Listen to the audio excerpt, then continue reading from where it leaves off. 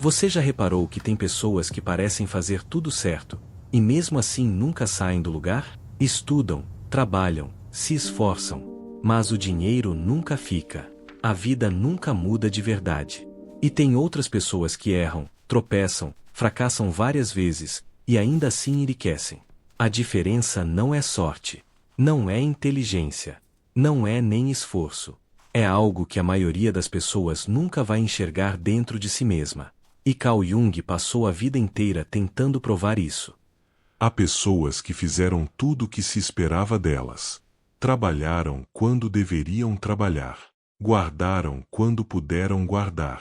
Obedeceram às regras que alguém, em algum momento, garantiu que funcionariam. E mesmo assim, chegaram a um ponto da vida olhando para os números. E sem conseguir explicar por que não fecham. Não é descuido. Não é incompetência. É algo mais antigo do que qualquer decisão consciente que você já tomou. E Carl Jung passou décadas tentando nomear essa força. Não para consolar, para iluminar o que prefere permanecer no escuro.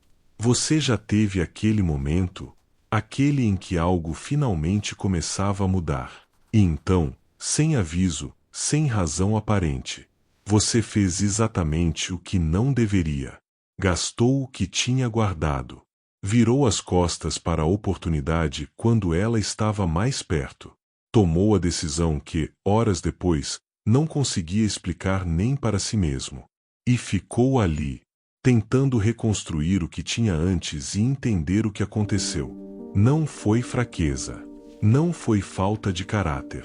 Foi como se outra presença tivesse tomado o volante. E você só percebeu depois que o estrago já estava feito. Jung tinha um nome para essa presença. Ele chamava de sombra.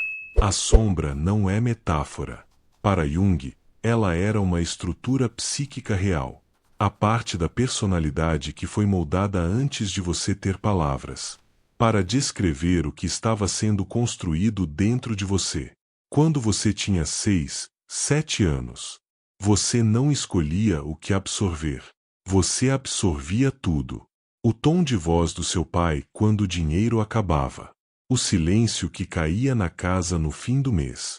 A frase dita uma vez, quase de passagem, que ficou enterrada onde a memória consciente não chega. Gente como a gente não nasce para isso. Dinheiro só corrompe quem já era fraco. Rico é rico porque rouba.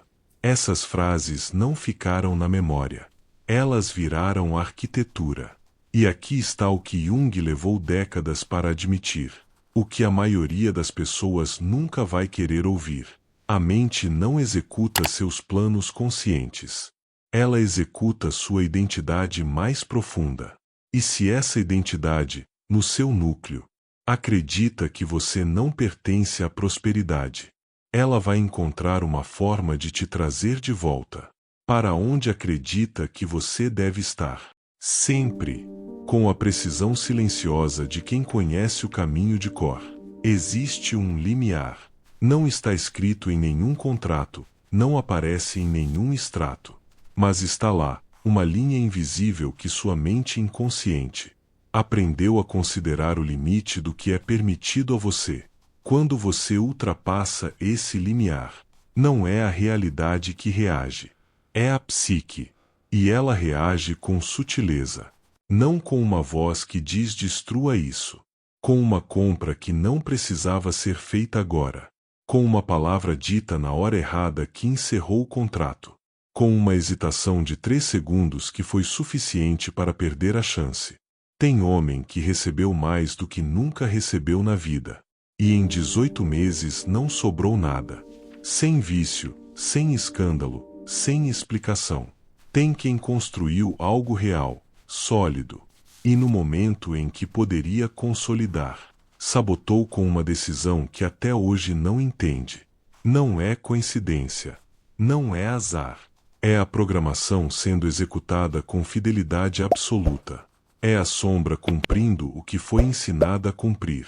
Jung disse uma coisa que incomodou seus contemporâneos. E ainda incomoda quem a ouve com atenção. Aquilo que você não torna consciente, Aparece na sua vida como destino. Não como acidente. Como destino. Como se as circunstâncias externas fossem apenas o espelho do que existe dentro, não resolvido, não nomeado, não olhado. Enquanto a sombra operar no escuro, você vai continuar acreditando que o problema está lá fora, na economia, no governo, no azar que persegue alguns e abandona outros sem critério aparente. Mas o padrão não está lá fora. O padrão está na forma como você responde ao que acontece lá fora. E essa resposta foi escrita muito antes de você ter voz para contestá-la. Jung não propunha autoajuda. Ele propunha algo mais difícil, e por isso mais raro. Descer. Descer até a camada onde as decisões reais são tomadas. Até onde a persona que você construiu para o mundo encontra a parte que você nunca mostrou a ninguém, nem a si mesmo. E a pergunta que ele faria agora não é sobre estratégia financeira. Não é sobre disciplina ou método. É esta. O que você sente quando alguém próximo a você próspera de verdade? Não o que você pensa que deveria sentir. O que você sente, no primeiro segundo, antes de filtrar. Essa reação automática não é um defeito de caráter. É uma pista.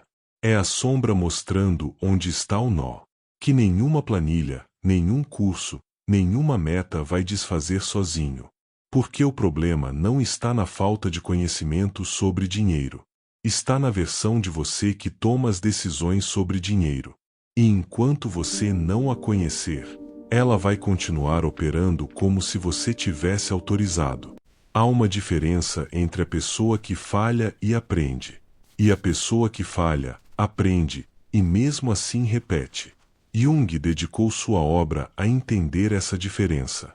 E o que ele encontrou, no fundo de décadas de estudo e de seus próprios abismos, foi que o maior trabalho que um ser humano pode fazer não é construir mais.